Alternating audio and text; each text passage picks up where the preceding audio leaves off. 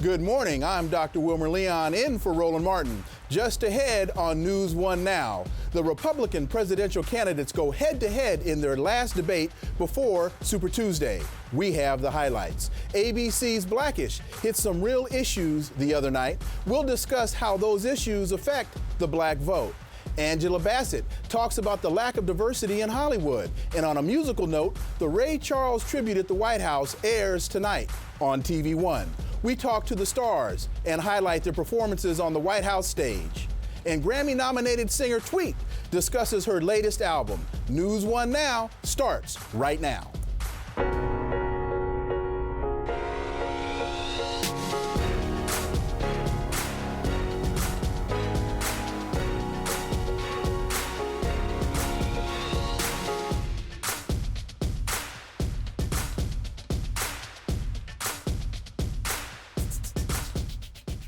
Last night's Republican debate in Houston was full of fire. Republican candidates have their sights set on the 12 Super Tuesday states. It was without a doubt a raucous, rough and tumble debate as the remaining 5 Republican candidates traded jabs, all in an effort to get airtime during the final debate before Super Tuesday. Senators Marco Rubio and Ted Cruz teamed up on Donald Trump. Well, this guy's a joke artist, and this guy's a liar. Anyone who really cared about illegal immigration wouldn't be hiring illegal immigrants. You're the only person on the stage that's ever been fined for hiring people to work on your projects illegally. You hired some workers from Poland. I'm the only one on the stage that's hired people. You haven't hired anybody. Well, so that's the only part of the plan? Just the lines, the interstate competition? No, the nice part about the plan, you have many different plans. You'll have competition. You'll have so many different plans. But now he's repeating himself. No, I'm not repeating. No. I watched him, talking about repeating, I watched him repeat himself 5 times 4 weeks ago. And I saw you repeat yourself 5 times 5 seconds ago. The Obama-Clinton economy has done enormous damage to the Hispanic community. It is not working in the Hispanic community, and I am fighting so that everyone who is struggling in the Hispanic community and beyond will have a fair and even shake at the American dream. Number one, I do think it's amazing that on this stage tonight, there are 2 descendants of immigrants of Cuban origin and an African American. We are the party of diversity, not the Democratic Party. Economic growth is not an end unto itself. We have to make sure that everybody has a sense that they can rise. Of course, our friends in the Hispanic community, our friends in the African American community. Real compassion is providing people with a ladder of opportunity to climb up from a state of dependence and become part of the fabric of America. It's interesting now that Donald promises that he will appoint justices who will defend religious liberty. But this is a man who for 40 years has given money to Jimmy Carter, to Joe Biden, to Hillary Clinton, to Chuck Schumer, to Harry Reid. It says 5 things. Everyone's dumb. He's going to make America great again. We're going to win, win, win. He's winning in the polls. And the lines around the state. Every night, same thing. I want to release my tax returns, but I can't release it while I'm under an audit. I got to tell you, I was with this little 12-year-old girl, was at a town hall meeting, and she said, you know, I don't like all this yelling and screaming at the debates. First of all, he's talking about the polls. I'm beating him awfully badly in the polls. But you're not beating Hillary. So you're not beating Hillary. Well, then if I can't beat her, you're really going to get killed, aren't you?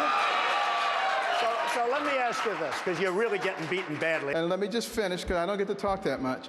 And, Joining me in the studio is today's panel. Ralph Chittum, Senior Vice Chairman of the D.C. Republican Party.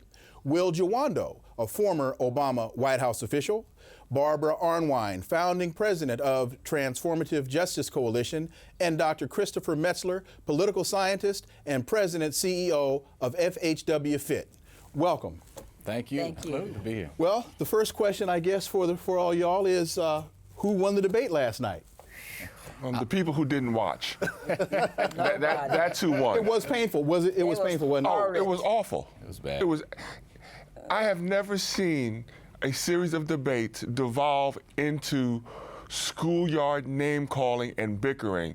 And the 3 people who are supposedly the leaders, Trump, Cruz, and Rubio, did absolutely nothing to make themselves look presidential last night. But wasn't the only thing better about last night was that instead of 12, there were 5? Because hasn't pretty much this been the standard form that the Republican debates have devolved into?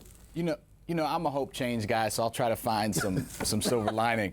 I think the good thing you saw was Donald Trump start to be exposed in a smaller format for his lack of depth and his fear-mongering that I think are going to hurt him. I think he might be the nominee, but that will hurt him greatly in a general election with independents and moderate Republicans. And I think you started to see that happen with the double attack. The other thing is what you didn't hear. You know, I was on the elevator this morning with 2 young women who were coming up and talking about, man, I wish I had some time off. You didn't hear about paid family medical leave and equal pay for equal work for women. You didn't hear about college affordability except to attack Trump for his Trump University. So there's a lot of issues you didn't hear about, and I think that's the other theme from last night. Barbara? Well, you didn't hear anything about gun violence either, even though there had been this horrible incident that very day. I think that the reality is that yesterday was a very defining moment. I thought Trump did some interesting things during the debate. His, statements about Planned Parenthood, his positions on health care, and I found it interesting because what I thought the overall effect of that was not to make him look less conservative, but possibly to make him look more reasonable. That's very deep. I think that last night will actually give us, a whole different sense. And I really did like the fact that we got to hear from everybody finally without such a crowded field. Chris? Well, I mean, I think, you don't really need to do anything to make Trump sound less conservative because he's not a conservative. Right. That's 100% clear. I mean, I think what you saw last night was this schoolyard bullying that's going on and this pointing and name calling. By all of them. Yeah, and I'm like, okay, so we're going to talk about the issues when? Right. But again, that's been consistent throughout all of these debates. It's been this plethora of personal attacks. Yes. And there has been so little discussion about policy that you wonder, are these folks running for the office of the president, or are they running to be the head of a fraternity? And I don't even know that a head of a fraternity would devolve into this kind of foolishness. That's the status quo of American politics. Right. You're not going to get substantive arguments. You're not going to get substantive debates during the election. I don't know about that. Have you listened to the discussions between Hillary Clinton? That's exactly right. Because they have been very much. They have been talking substantive policy. And Kasich did more of that. Yes, he does. Yeah. And yes, I thought, I mean, I've seen the results saying that he got, least mentioned by people on Twitter, et cetera. And I thought, but I still thought that he came across. Yeah. If anybody looked presidential, yes, he did. I thought Carson, on the other hand, went deeper into the bag of nullity, of just really seeming as someone who had no substance. I think his last 2 performances with the Megyn Kelly town hall the other night and last night just shows he really isn't ready. What gets rewarded in the Republican debates, to this point, unfortunately, is the fighting, the name calling, and that's working for Trump, at least in these early on in these early states. And they're tapping into a part of America that's always been the fear, the nativism, yes, the xenophobia. But I like to believe that's a small part of America. And I think in the Democratic debates, you see a much more substantive conversation, as you mentioned. And I would hope that Kasich, who tried to be substantive last night, would get some more airtime. Dr. Carson, obviously, he has nothing to say. Doesn't have much to say. He has nothing to say when he does. It's interesting because... Fruit salad? Fruit salad, come on, you guys. It's interesting to me because this was billed as Rubio and Cruz. Yes. This is their opportunity to take down Trump. And Rubio came out swinging. But my question for you all is, where have the journalists been in terms of holding Trump accountable for, and they seem to run to him at every turn, invite him on every program, and give him endless, nauseating access to the media, but they haven't challenged him on the issues, Chris? Well, because I think what we're looking at from the standpoint of the journalists, number one, we have too many inside the Beltway journalists who are talking amongst themselves. Mm-hmm. That's number one. Number two, I think in terms of Trump, in large part, the media is, in fact, responsible for creating potentially the first Republican nominee who is a reality nominee. I mean, that's essentially what has happened. And the journalists... The media? The media, not the party? I mean, I think you're reaping the benefits of everything that you've sown. I mean, this is your harvest. No, he's right in your sweet spot. He's talking what this party has built over the last decade. It's a sad commentary, but this is the result. I mean, I wrote a piece, Donald Trump is the Republican Frankenstein. Right. And the supposed sensible part of the party are now the villagers chasing him with the pitchfork and the torches. Well, if you look at what's happened in the first few contests, yeah. New Hampshire was a mixed primary. Mm-hmm. Independents could vote. South Carolina was an open primary. Democrats could vote. The only primary that Donald Trump has won where only Republicans could vote so far has been Nevada. So an argument really could be made that we really don't know the extent of his Republican support across the country because he has only won one contest in which only Republicans could vote. Let me give you an example of what the impact of Donald Trump is. You might have heard this at an Iowa basketball game. There was a mixed race team, Latinos and young black men, and the crowd jeering this team started shouting Trump, Trump, Trump. Mm-hmm. And if that doesn't, that's one example. But to your point of what they're tapping into in the Republican Party, this has been fomenting for years, anti-immigrant, anti-people that are low income. And so this anger that he's tapping into is very Republican in the mainstream, unfortunately. Not anti-immigrant, anti-illegal immigrant. There's a huge difference. And don't be talking about, this is inside the Beltway media, because Zucker has built him. CNN. I mean, that's not Beltway. I just think that if you look at, what's going on here, is that America is, white America is still angry about Obama. They're happy to have anybody who comes across as the John Wayne Great White Hope. And that's what Trump is tapping into and riding all the way. He's going to run the table on Tuesday. Watch him. Watch him win all those states. And your whole argument about who's Republican, you're going to see it on Tuesday as he takes state after state after state and may even take Texas from Cruz. Let's watch what happens. Let me ask you this. According to Ted Cruz, we're just one justice away from a liberal majority. First of all, is that true? I think the answer there is probably yes. But is that a bad thing? Well, and especially since the Republicans have dominated. I mean, and I'm sorry, the conservative Republican-dominated court has been in power since the 70s. Whoever said that the conservative wing has a right to the court? That has never been anything in the Constitution.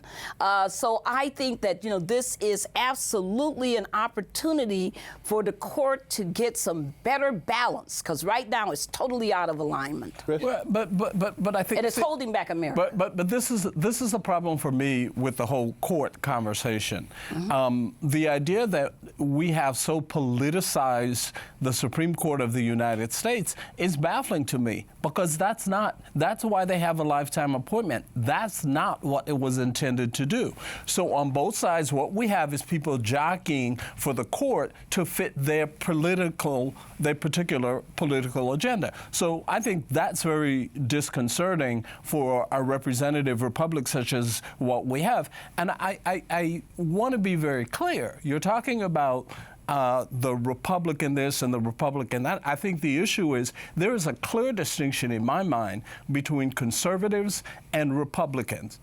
Clear distinction in my mind. It's interesting that Cruz makes the point about we're one justice away from a liberal majority, because when you look at what the last truly liberal court gave us, that was the Warren Court, from 53 to 69, we got Brown versus Board of Education. We got Miranda rights. We got the exclusionary rule. We got the extended right to counsel. We got the right to privacy, which, by the way, now the big debate has to do with this cell phone and what? The right to privacy. Right. So just as these conservatives or Republicans, or these conservative Republicans, however you want to label them, are now screaming about this liberalism, it was this liberalism that gave us some of the most fundamental rights that we are so glad to have today. But also don't forget that this so-called conservative court is the one that gave us Obamacare and gay marriage. Well, and here's the other. Ask somebody who's uninsured. Ask somebody who was uninsured until last September how they feel about the Affordable Care Act and how they feel about right to health care, and they'll probably tell you it wasn't a bad idea. And here's the thing: the court, gets this rap. It's always been political. Number one, I mean, going Dred Scott. I mean, it's political. Right. So, but the other thing is, Anthony Kennedy. There's swing members on this court. The idea that it's going to be totally one way or the other, I think this would bring it in greater balance, actually, when the Senate, and then we should talk about how the Constitution says the president shall appoint and the Senate shall.